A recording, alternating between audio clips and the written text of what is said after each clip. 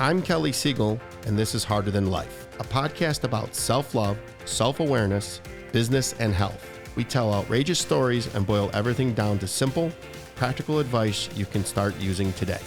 Let's get living. Welcome to a very special Harder Than Life episode with my good friend Jim Morris, who's throwing the event of the year this Friday, October 27th in downtown Nashville. We're here to talk mostly about the event, but also a little about you, my man. There is so much depth to you, so let's get started. You said that your mission is to influence 1,100,100 entrepreneurs. How will Impact 23 this Friday kick off this event, or kick off that request? Well, we got several hundred people in the room that are looking for change and transformation.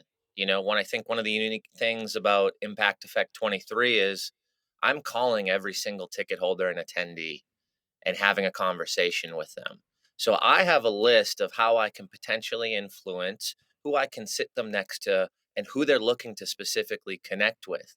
And it's been electric, man. It's been absolutely wild because through that process, I'm 2 questions in and I'm like, boom, ding, I'm sitting next to you, next to this person, and I'm going to introduce you to this person. And it's really just a collaboration of utilizing resources and enterprising to ensure that I make a potential big, unique impact for someone this Friday, man. Downtown Nashville. Let's go. This is going to air on Thursday, so we'll have one day, and you can get to Nashville so simple, and it's such a good town. And even if you don't like country music, there's so much to do. But if you do like country music, go there for the weekend and have a blast and see this lovely event. Jim is just your persona, and your energy and your love just exudes out of all of you. And this event is going to be, like I said, the event of the year. To run down the list of speakers who are going to be there again. We're going to have Tim Storey, Janine Driver, Brian Galke, Tiffany Napper, Craig Siegel, Arturo Johnson, Jim Morris. I mean, it just goes on and on, dude. It's going to be wild. Cody Askins is going to join us. Coach Michael Burt will be there. We really just wanted to jam-pack the value. That Coach Burt, I just got introduced to him very recently. He is one impactful, no pun intended, dude. He's serious, and if you don't know who he is, man, look him up. But also, if you're not following Jim Morris, he's the real Jim Morris on all handles, and it'll be in the show notes. So this guy is an up-and-comer and crushing things. Starting off, and it's not even starting off, I was at your last event, and you're speaking. I was captivated by it. But you've spoken extensively, and even our mutual friend Craig Siegel has stressed the need for a personal branding. Why is that, and how does let's say a realtor accomplish that?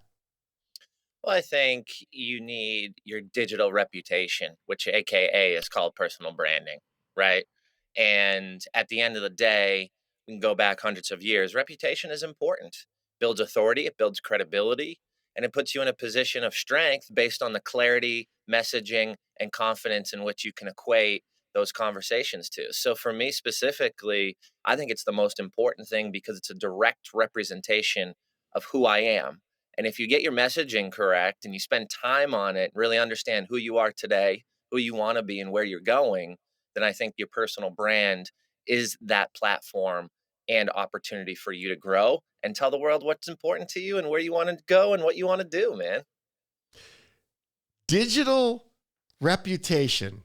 That's the first time I've heard that, or at least it's the first time it sunk into my thick head. I wrote it down right away. I was like, boy, my digital reputation prior to me launching Harder Than Life probably wasn't good.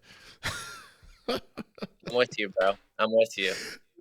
So journey, man, we got to just keep growing, baby. Live and learn. So I'm I read through when I was doing the show prep, and I was reading through all your stuff, and we connected at such a quick human level that I never really dug deep into business because there was such a energy connection with the two of us. I'm like, I just felt drawn to you, and there's like I said, there's depth to you. We started about personal branding. Now we're going to go into sales and marketing because you're literally a master of all things entrepreneurship. So sales and marketing are what makes the world go around, and I'm a huge proponent that communication and vulnerability are the foundations of these. Would you mind sharing a vulnerability story with the listeners to connect with you? Of course. So I've messed it all up, man. And I've done it multiple times. But the reality of it is you have to learn and you have to grow. And for me, I'm a hands-on experiential learner, right? And understanding that has allowed me to really put myself in a position where I actually appreciate the person who I used to be because that person decided to make a change one day, right? So I have to love on that person. But Kelly, I mean, let's just dive right into it. I had a drinking problem, man. I mean, I think that's why we connected. And I was told you some crazy shit, some crazy stories. And I know we probably don't want to dive down all of those now, but the reality of it is I've taken a lot of risk in business. I've done several different things. I've had poor partnerships. I've lost all my money. I've built it back. I found my way into investing and real estate. But at the end of the day, man, I think the reality of it is I'm not perfect and I've failed multiple times. We tend to see the highlight reels online and we tend to see, everything that's going well, but the reality of it is this event, this conference I've been working on for a year is the hardest thing I've ever done. And the reason why I believe is because I care so much and I'm extremely intentional. There's no cutting corners. So for me, a vulnerability story that I could share with you more recently would be, we lost a major sponsor for this event, $50,000. That hurts. But the reality of it is it hurts me. It doesn't hurt the attendees. And what I realized in that process is this conference was never about Jim Morris. The idea started, wow, how am I going to benefit? Wow, my personal brand's going to blow up. Wow, I want to meet so many people. 2 weeks into that, I'm like, Jim, what are you doing, man? This has nothing to do with you. Your love, your passion is to help others and be the tiny piece to a potential future success. And that tiny piece can just be as simple as an intro. That tiny piece could be as simple as, hey, man, we just had a miscarriage in our family and it put me out for a couple days, but I had to get back up on the horse and keep grinding because I had such a massive thing coming up, a massive opportunity to help others. Right. So it's just sharing things like that and being the tiny sliver in someone's future potential success, or at least connecting for an opportunity, it is exactly where I want to be and how I want to live my life. There he is. That was brilliant. Thank you for sharing that. People got to go back and rewind and listen to that because that's real life right there. You're a young man. You 33? Just turned 34. 34. So yeah, I talked to you on your birthday. It was good to speak to you. 34 years young, but wise beyond them. You went there with the drinking, and so let's just spend a minute on that, just because that resonates with people. Everybody's like, oh, I don't have a drinking problem, or I only have one, and then there's always a little more to it. Tell me about why you drank, and then why you decided to give it up. Well, I think I was suppressing the emotions of potential failed business ideas, childhood trauma. Really, I worked in the corporate world for a while. That gave me like PSD, like literally took me 2.5 years to get over one position with a company. And I think for me, it was suppressing those emotions, right? When you hate what you're doing, when you hate your job, when you hate your boss, and it's not because the work, it's because of the ethics. And until I realized that I can control what I do, I can make the change, and it's really up to myself to define where I want to go and how to get there, I was suppressing those emotions. And like you said early on this call, I think for me, I'm a high energy person. I carry a presence. I'm also bald and 6'5". But the reality of it And is beautiful. thank you, thank you. The reality of it is at the end of the day, I wasn't happy. I didn't like what I was doing, and when I was around people, typically drinking was when I was having the funnest and best time.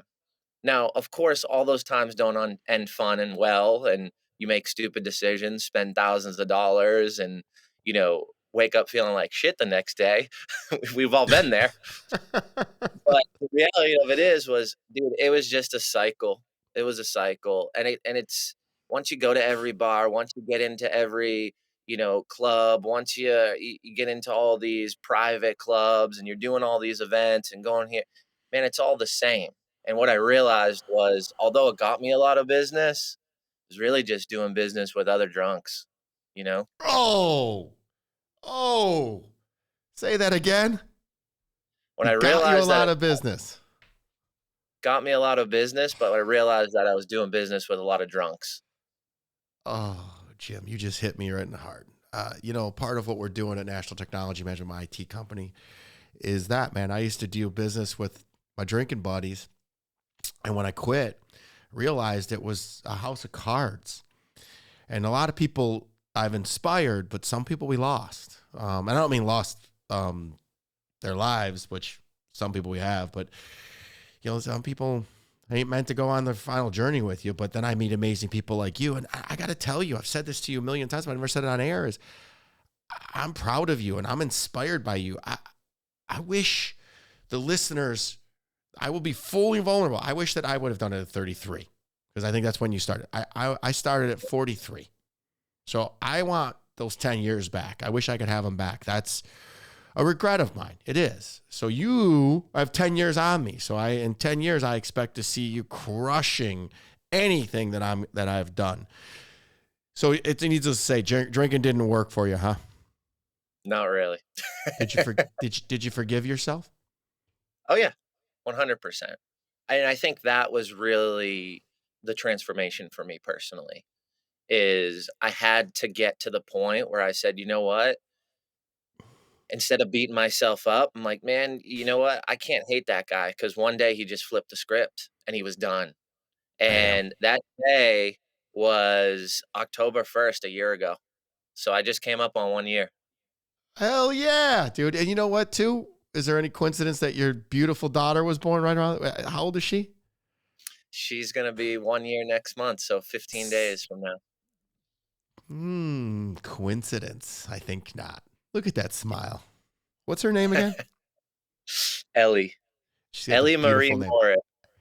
Ellie Marie. That is so beautiful. And look at your smile. That's what all this is about, dude. I just spent the weekend in Florida with my daughter. And I was in my feels all weekend long because with different levels, you face different devils, and you'll see that.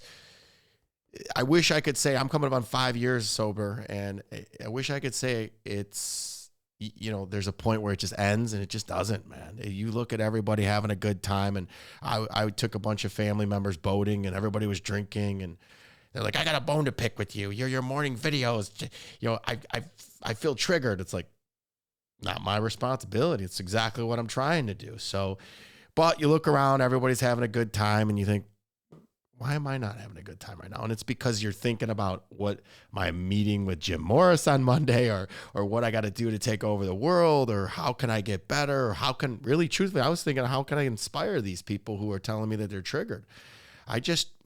I live a great life, and I want everybody to come with me. I just posted that yesterday. I was like, I want everybody to win. Everybody.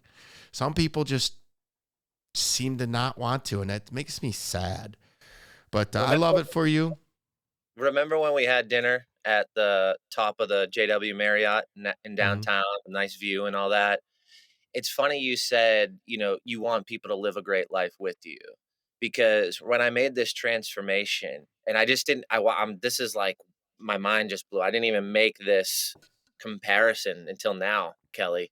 Um, right before I made that transition, I said, I want to go to the JW Marriott and I want to have a dinner with all my closest friends I do business or not do business with, but people that I can call family.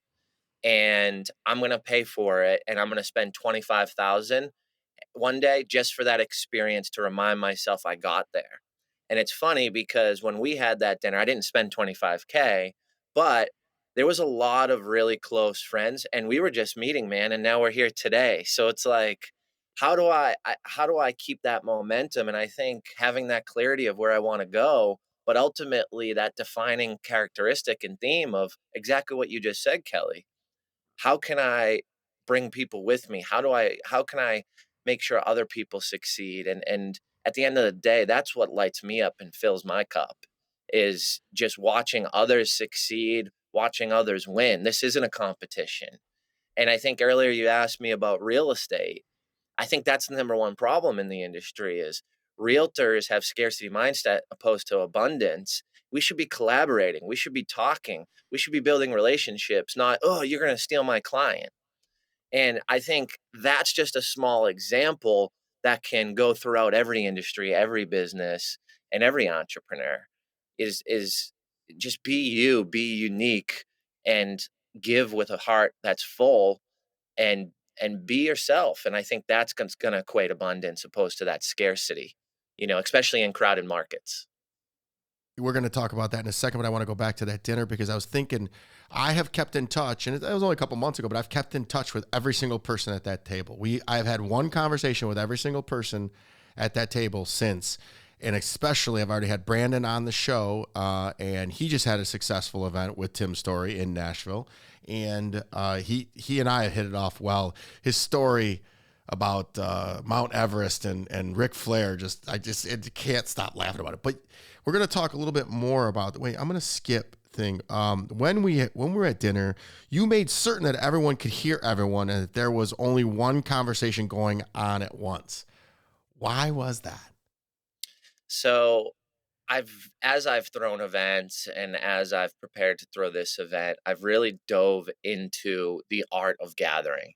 Read a couple books on it. There's a couple, um, snippets and articles that kind of I found online that relate to it, that go back to ancient times. And what I realized was the amount of attention when you're digitally on a Zoom is way greater than when you're at a table or around several people. Because when you're on a Zoom call, there's usually one person talking and everybody focused and listening. And I wanted I wanted to create an experience at that dinner that felt as if all eyes were on one person. So that way they could truly get across their concept. They could truly share about them, their self, their life, their story, because I didn't want certain pockets to occur. And I really wanted everybody to understand who is at the table, what they're about, and understand how you could potentially collaborate and build a relationship and ultimately a friendship with that person. I didn't want, you and me to be on the corner of the table and have 45-minute conversation and no one really got to learn or know about Kelly. Right. And I hijacked the time and didn't give you the opportunity. Right. And I think it goes back to just setting people up for success and in hopes that they'll connect, build relationships, and grow. Yeah. And it's proverbial who's at your table. That literally is the epiphany of it. Because to my right was Neil Falora, who's going to be your MC to the events. And his amount of brilliance and depth, I think, gets overshadowed because of his looks sometimes. I love him dearly, but it just when he starts talking, it's like me. When I start talking, you're expecting some dumb jock, but then I speak and I'm like, all right, I might know a few things, but Neil, I don't feel dumb around many people, but that dude is special, and you got a great winner that's going to have that event flowing really well. So, and then I believe Craig hired one of the young kids to be their social media manager. So business happened at that table. So kudos to you. Who's at your table? If you're going to sit around with a bunch of people talking about other people, you ain't going to get shit done. But if you get people talking about things in life and how can we help each other, look what happens. I think every single, your event's going to be filled with CLS family members. I'm just sad I can't freaking my schedule just to get there that day to meet you. I had to move 15 things around. I flew right out first thing in the morning. I think I was on 3 hours sleep, but hey, I'll sleep when I die. But that was so much fun. And I'll never let Craig freaking let that down. I'm headed to New York this weekend after to see him. I got to stop in on Saturday. And I asked him, I was like, should I stay at what was that? I don't even know. I walk in, I go, what the heck is this place? Oh, man. You know what? He's so humble. I love him dearly. So You were a successful realtor, or are a successful realtor, and now in personal development. But what inspired you to pursue this event planning? You might have just touched on it, but dig deep into that. So in 2020, I started this company, throwing events, and why I did it was because I saw the writing on the wall. I owned a business at the time, small business, and I had the vision that all the big box companies were going to stay open and the small companies were going to get crushed. And that's exactly what happened in the United States during that time in 2020. So I just got a bunch of entrepreneurs and business owners together to just share contacts and insight in hopes that someone could help another fellow entrepreneur and keep business flowing. Right. As I was having conversations with people, what I realized was everybody has put everything into their company and we're about to lose it. Right. We're like most people are about to lose it. And throughout that process, as I invested in the real estate and started transacting and selling 50, 60 homes a year, what I realized was the event business was just a fun networking and party, and I was drinking a lot at the same time. So why wouldn't I love a party? Right. And why wouldn't I love a party where I can curate the room? And why wouldn't I love a party where, I can get drunk and no one can say shit to me because it's my party? Right? So what I realized was I was protecting myself and making sure I was setting up every month a good time. And through that process, I realized that entrepreneurs needed more. And after COVID and during COVID, no one was throwing events. No one was bringing in people to speak. And no one was putting on gatherings where people could grow, connect, and learn. So when I was selling a lot of houses, I realized, man, I'm doing this for the wrong reason. So about a year and a half ago, I started bringing in speakers and I started really curating the room and really dialing in to certain people and how I could help them and create the most impact. So over the years, this thing has really transformed and grown, which is a good thing, right? Because ultimately I've transformed and I've grown. So now you fast forward to today with several hundred people in a massive iconic venue in downtown Nashville. And like I said, man, the event hasn't even happened and we've already changed lives and made connections just by me calling and connecting with attendees. With this far in, and even put the thing, it's impactevents23.com, correct? Yeah. Impacteffect23.com. Impacteffect23.com. Make sure that's in the show notes, Grant, so we can order. Even at the last minute, they'll listen. He won't turn. He's like my Jewish brother. We never turn away anybody that comes to dinner. So if you show up last minute, hey, we'll find a spot for you. I wrote so many things down. You're less than 3 years into this, and yet you're having this major event. So kudos to you. I'm really proud of you. And drinking and working, boy, oh boy, did I rationalize my behavior. I remember saying, I was like, well, I'm working, and that is such bullshit. It is. It is. And it's just an excuse to pour another drink, man. That's all it really was. Man, you are hitting home. I needed to hear this. There are no coincidences. I needed to hear this morning because I'm telling you, I was out all weekend long in Florida and I'm watching people, and it's like, I sometimes think, I can have one drink. What the hell's the big deal? I quit cold turkey, and I'm not like I'm going to pick up and have 16. And then I go, no, I can't. I just don't give up on myself, and I just don't quit. So, Does that happen often, Kelly? Do you have those insights or those flashes into your brain? No, not No. really. Once a year, maybe? Less than that. It's just, Jim, it's just, I'm really killing old Kelly. Yeah. He's really dead, and I'm struggling to embrace the new Kelly. I'm doing things that I've never done before. I'm extremely uncomfortable all the time. But I'm loving every minute of it, and I just keep trudging forward as you're doing. It's the same thing. You're just 10 years sooner than me and 13 years younger and twice as handsome. The only thing I got going for me is I got hair. That's a good head of hair too. Damn. I try. Where do you see impact events in the next few years then? You're 3 years here. Give me 3 more years. Yeah. Well, I think I really hit my stride, and I think that I have full clarity on where I want to bring it, which has given me the confidence to get uncomfortable. Kelly, you just said something that really hit home with me, man. Like, and I did a post about this the other night. I'm the most uncomfortable I've ever been for the longest stint of time that it's ever been. And when I look back on it and I go, okay, I lived in the corporate world and I made hundreds of thousands of dollars. And then I transitioned into this bit into an organic frozen beverage company and made several hundred thousands. And then it failed. And then I sold it. And then I did consulting company. And then my partner left. And then I built the event company. Didn't really know what to do with it or how to help people. But through those processes, I was never as uncomfortable as I am today. And I think it's because I care more than anything I've ever put my hands on. I care and I'm extremely intentional and I'm putting in more effort. I'm not sleeping because I'm excited, not because I'm stressed. And that's such a different experience. I'm not sleeping because I'm excited, not because I'm worrying. And when I wake up and that stress rises and this happens and this is coming at me and this needs to get done and we lose a sponsor and this happens and I'm like, dude, this is all for a good reason. Like I this is my calling. This is exactly what I'm looking to do forever. So you asked about the future years.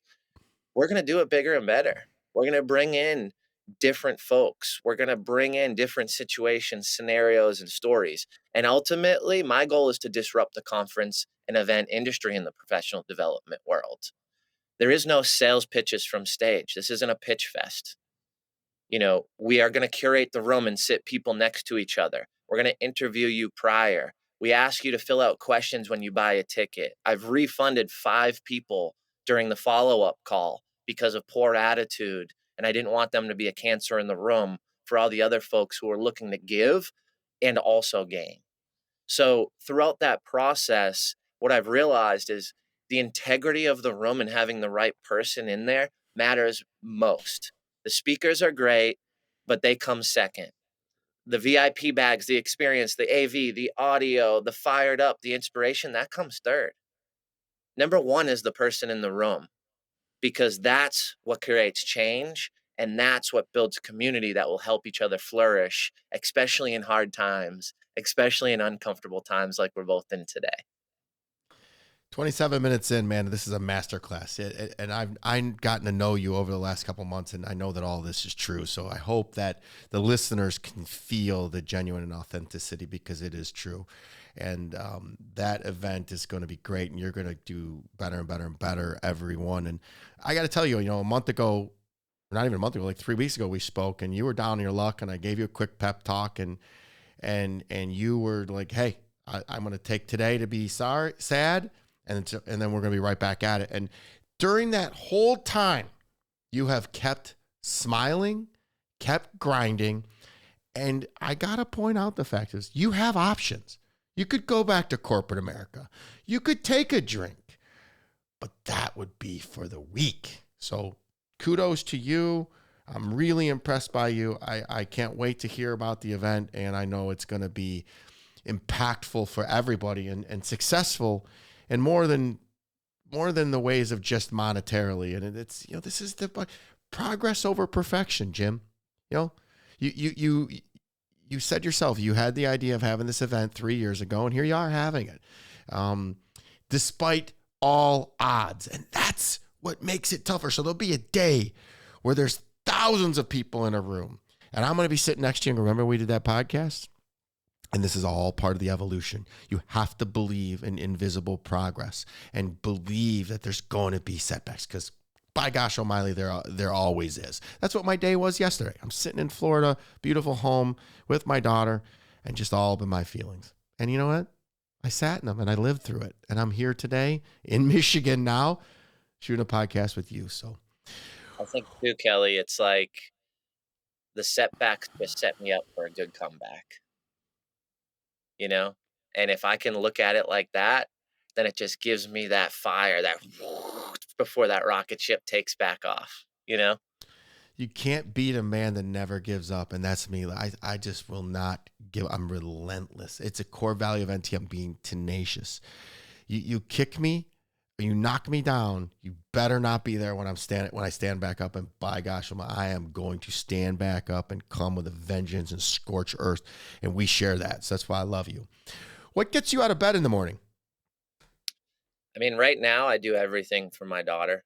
Um, I look back on the tough times and the hard things and the getting up early and the late nights. I mean, dude, I was up till 1:30 last night putting together VIP swag bags, and I'm not gonna lie. I mean, literally 12 hours ago, I was like, "Oh, fuck this. I'm beat. I need to get sleep. I'm shooting 3 podcasts today."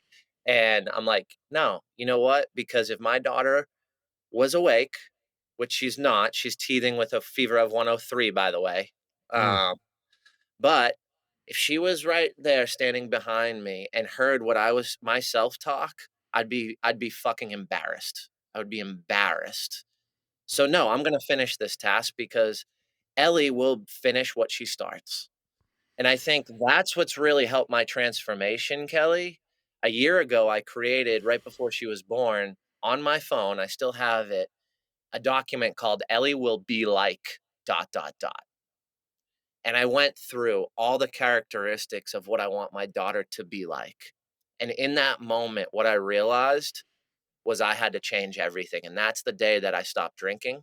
That's the day that I stopped smoking nicotine. That's the day that I started working out, eating better. Because what I realized, Kelly, was 50% of that list I wasn't. And if I wasn't gonna be 100% of the characteristics on that list, then there's no fucking way my daughter was going to be, because I am the man of the house and I lead by example. And at the end of the day, if I don't change, then I'm going to position my daughter in a way that I have regret every single day of my life until I expire. blammo. And I'm going to tell you, fast forward, my daughter's 14.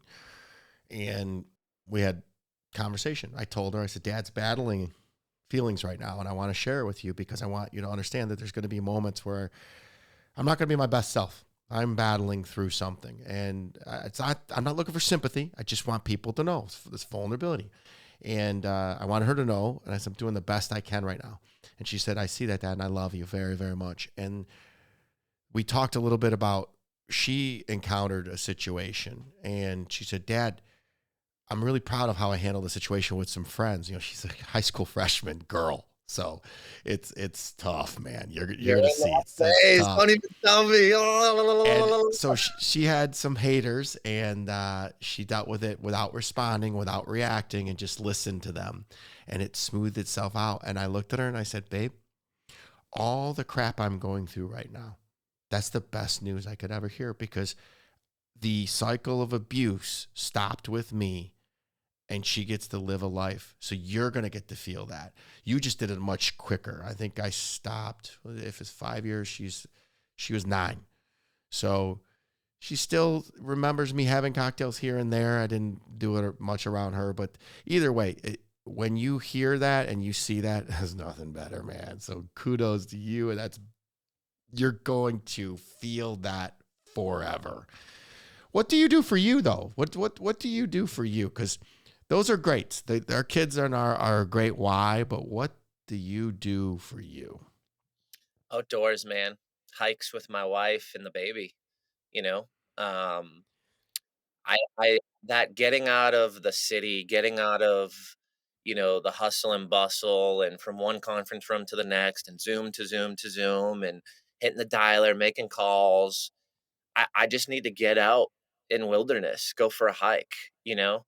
And what I realized when I was, transitioning and selling my first business during the pandemic was I was like, how did I get through that? Because I thought my life was ending. And what I realized was, man, I went on 33 hikes during that time. And it's what brings me back down. I've got to get out and I've got to get that fresh air, get some exercise, and just be with myself, listen to my thoughts. Like, it's funny when I say hiking with my wife, we don't have a conversation when we hike, but we want to be in the same presence, right? We want to be a family. But she's working on herself in her head, and I'm working on myself in my head. And that clarity happens for me when I'm in that environment.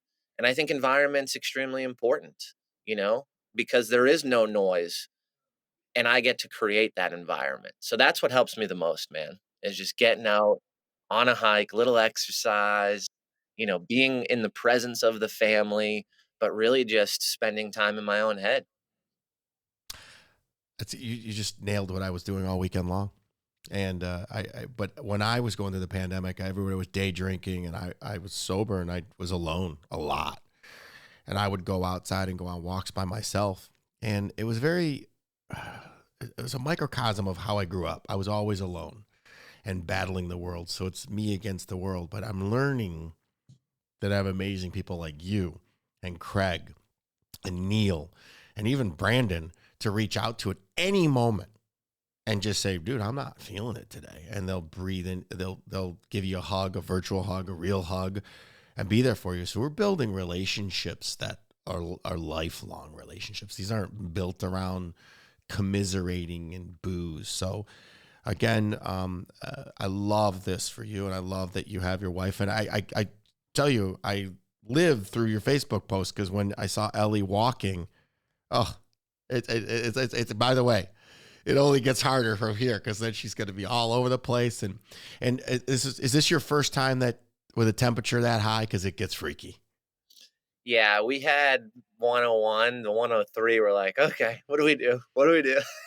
She'll be okay. They're the bodies are resilient. Me being a single dad, and I had her that little, I was like, what do I, oh my God, if something happens, I'm going to, it's on my watch. But it's amazing how they grow up, and you're going to love that it's a daughter. So you're 6'5", bald and beautiful. What reaction do people have when you walk into a room? A lot of people tell me they can feel my presence. I equate that to energy. Some may equate that to height. I feel your love.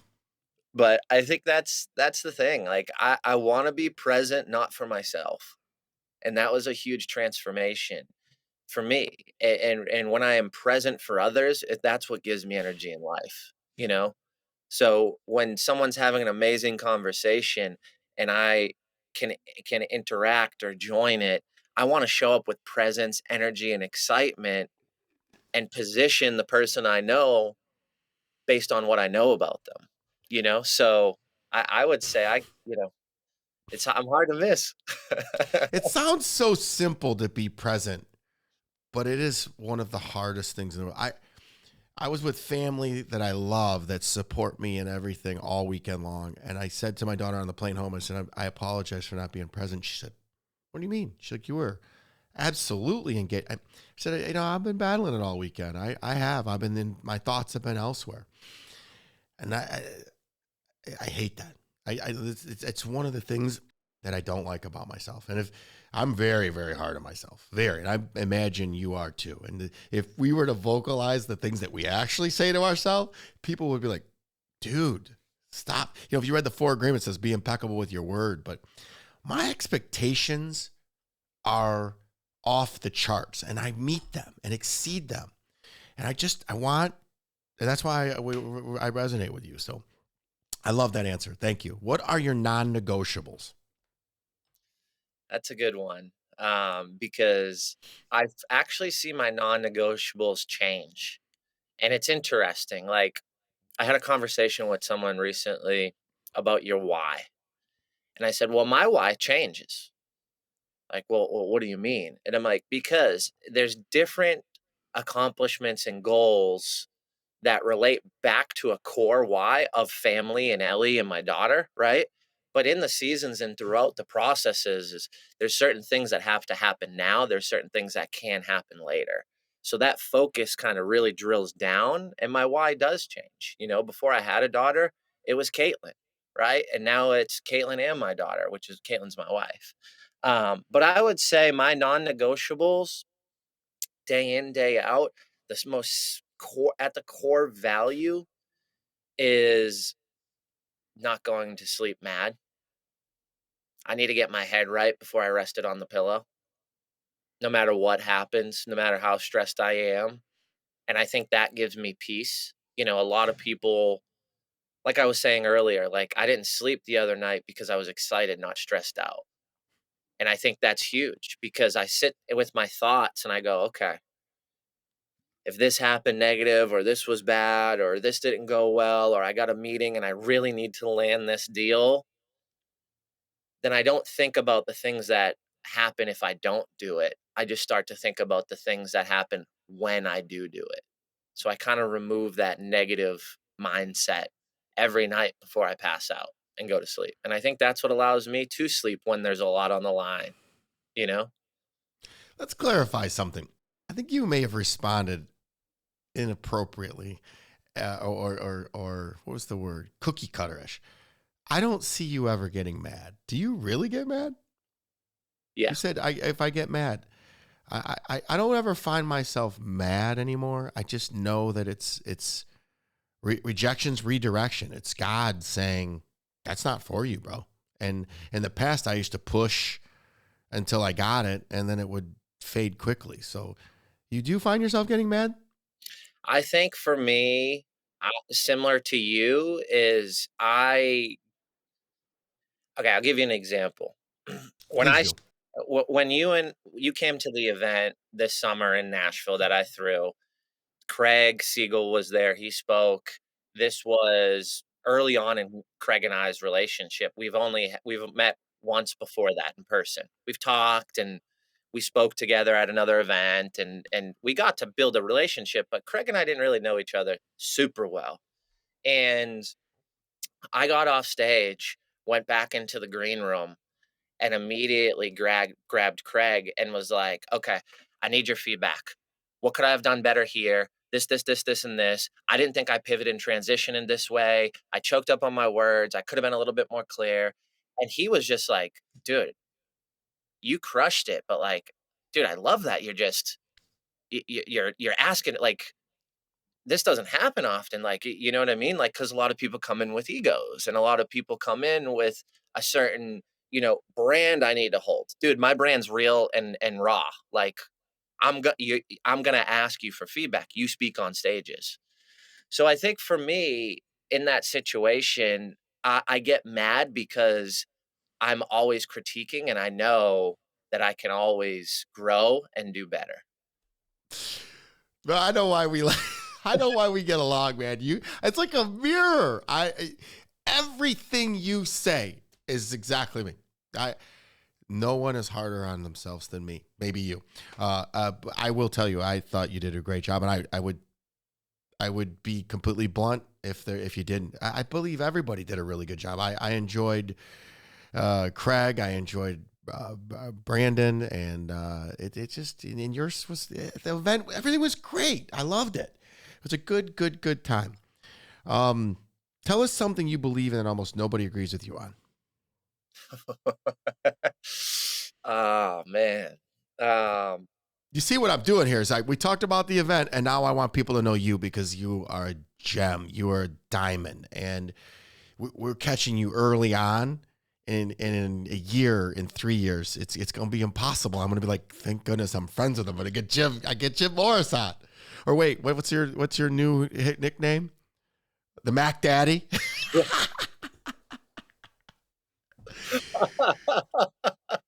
Love it, love it. so So tell. about 6 years ago, 2017. This was prior to me moving to Nashville. I worked for a gentleman named Paul Leader. He ran several properties in a hotel right in downtown Boston. I worked for a company that provided the transportation services, and I ultimately managed their parking asset. Their parking asset made millions of dollars. It was right next to Fenway Park in downtown Hmm. Boston. And he was the general manager of the hotel. And they used to put they put record players in every hotel. It was like a rock and roll themed hotel. And I was in a meeting one day, and a staff member came in and said, Why are we giving people records? So, two people in the last month didn't return them. They stole the records, right? So imagine this: they've got a record player that they put in every room, legit real needle, all that. And then they allow you just to grab records from the front and bring them back to your room and play them. And that woman said to Paul Leader, the general manager, we need to stop doing this because everybody's stealing the records. And Paul, and he probably doesn't even know this, and I love Paul. Like, he was traveling through Nashville and stopped in with his sister to come see me and have dinner. Like, there's the character of that human, right? Um, but Paul taught me something very, very, very important that I will never forget about life. He said in that moment, 99.9% of people are good and they want to do good. There's a very small portion of people that make the wrong decision and don't do good. So let me ask you this, Danielle, the director of ops. You said 2 people stole records this month. Since we started this program in the last 2 years, how many records were stolen? And she was like, 2. He's like, we're not changing a policy for the 0.01%. And ever since that day, what I've realized, Kelly, is 99.9% of people in this world are good. But some people fall off track, and we can't put everybody in a bucket, and we can't be negative that everybody's out to get me, everybody's trying to kill me, everybody wants me to lose, everybody wants me to fail, no one wants me to succeed, when just 1 or 2 people in the last year or the last week have told you that. And as I progress and as I meet more people and I speak on more stages and I'm in on the East Coast, West Coast, Texas, what I realize is, yeah, there's people that are negative. There's people that say I suck. There's people that don't agree with what I say. But when I really look at it, it's less than 0.01%, man. Like, so ultimately, sorry to go so long-winded, I had to give props to my man, Paul Leader, but at the end of the day, I believe 99% of people are good. And the folks that may not be good, I want to give them a little grace in hopes that they're just off path a little bit. Bro, And really hard for me, bro. That's really it's hard. freaky for you to say that. If I had to answer that, literally, and I've done it before on previous podcasts, mine is most people are good. I believe it, and that it's so weird how you and I are in alignment. Hey, I man, believe most people, what's going on because here?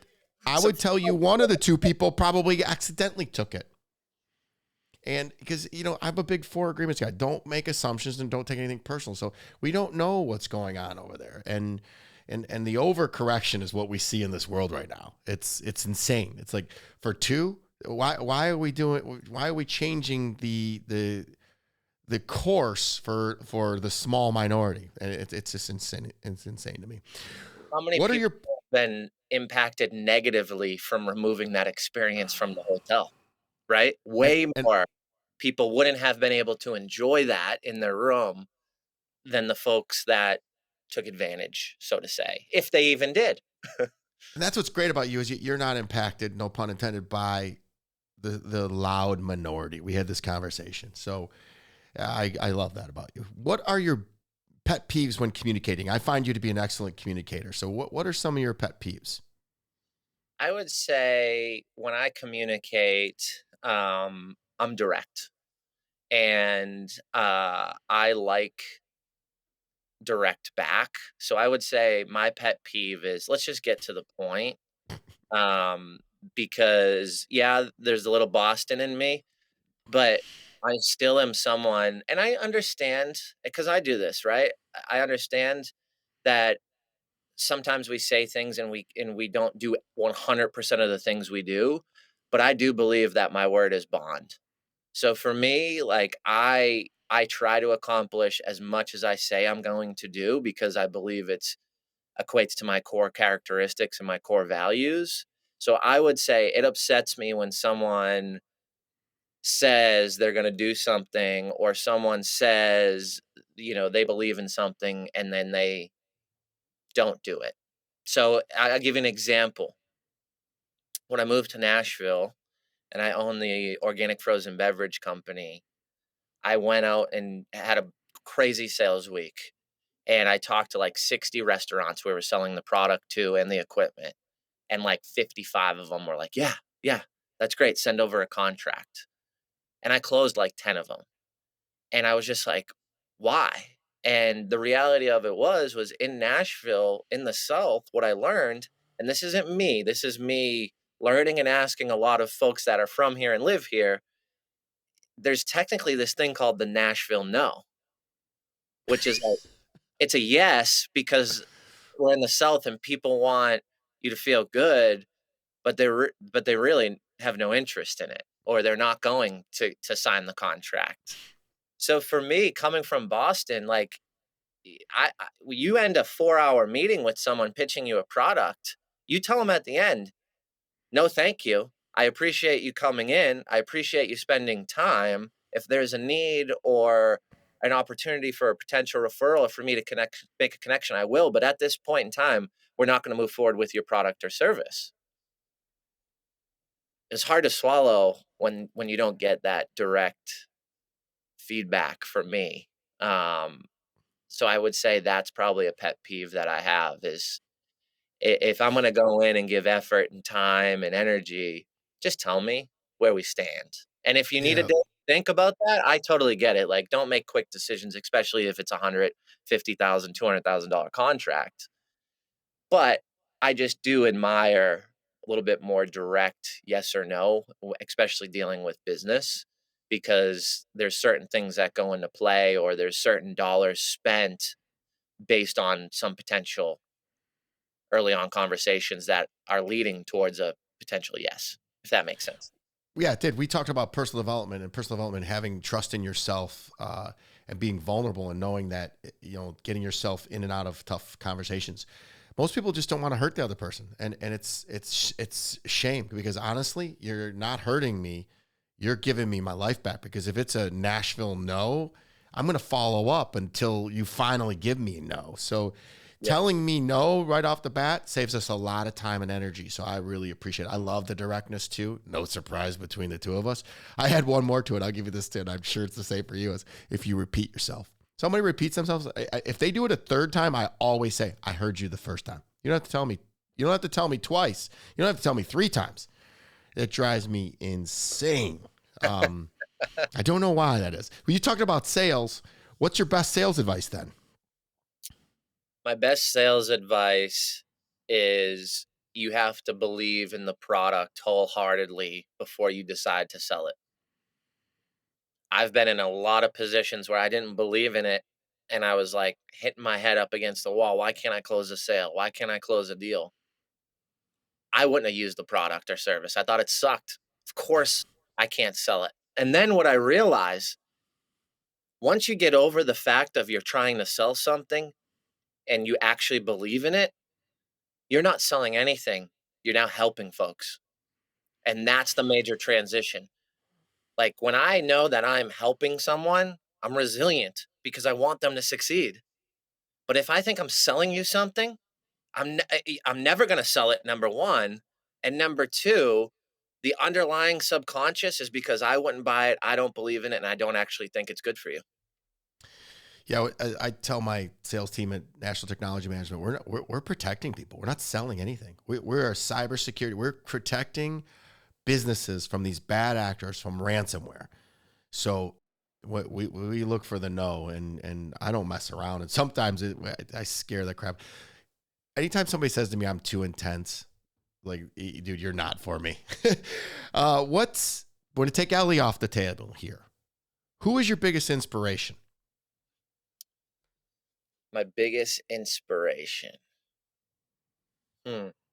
My biggest inspiration is myself. I love it. I want to thank myself. Go do tell.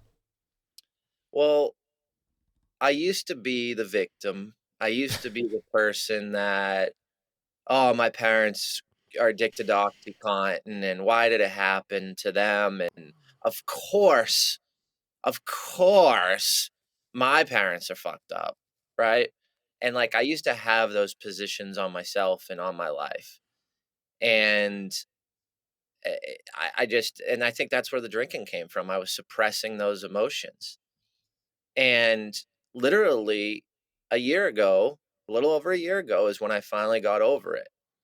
And for me specifically, I inspire myself because there was that time where I realized that this wasn't good for me and it was hurting me and I need to address it instead of run from it. So I think for me, I'm just a big believer of self-talk. I'm a big believer of your mind is more powerful than anything and can equate to you doing anything as long as you believe in it and are committed to it.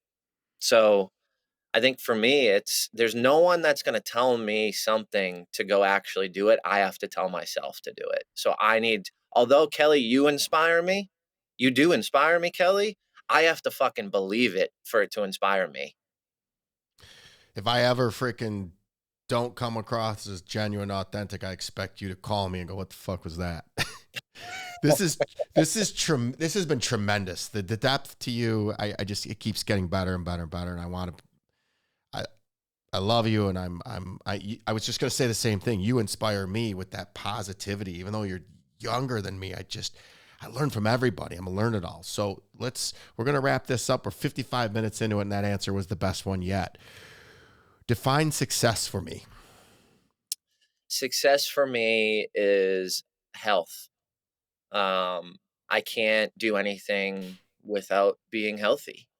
So I want to put myself in a position and my wife where we put A plus effort into that. Now, of course, I fall off. Of course, I travel. I may eat crappy, but understanding to give myself grace and know that I'm working on it and it's important and it's at the top of the line, I think is really where I want to be and how I want to, progress in my life. Um, I can't be a good husband if I'm in the hospital. Can't be a good dad if I'm can't run around the yard and play with my daughter for 30 minutes, and I can't go impact others across the world if I'm unhealthy. I mean, you know it. You travel, you're on flights all the time. I'm a projector. So when I speak, I use all my energy. Like, I can't continue to live that lifestyle, always moving around, always impacting people and speaking on stages if I'm not in good health. So not only is it for me, but it's for my family and it's for everybody else that I'm hoping to impact before I die. Health is wealth, my friend, and that's the reason why I can't be there is because we're launching a health and fitness app, and we are knee deep. We're in the 11th hour, and I have got to get this thing out so we can monetize. You said your why earlier. You keep going back to your daughter, but it's that 1,100,100 entrepreneurs to inspire. My why is to donate $1 million to charity. And we have got to meet those goals. There's just no ifs, ands, or buts about it. So very similar, very similar numbers too. They're a surprise. But health, we're gonna be releasing this app that's going to. It's not just like a little fitness app. It's going to be all things personal development. I'm gonna have you come speak in there. It's like a community we're building. I'm building a little cult of seagulls. Flock of seagulls. um, What's your big? To go another further is the reason why I'm going to New York because I'm going to have tests done, a special CT MRI done with AI to go through my whole body to make sure there's nothing out of alignment at all. So Wow. I talk about being, bro, I'm 47. I'll be 48 in a month, man. I'm not as young and whippersnapper handsome like you are. So this doesn't happen by accident. Hey, you got all that hair, baby. Just keep riding that wave. What's your biggest fear? Um, my biggest fear is not accomplishing the things that I was set out to do in life before I pass away. Not a chance, bro. I can tell you that right now. I've known you enough that it's not even an option. Just take that off the table. Yeah.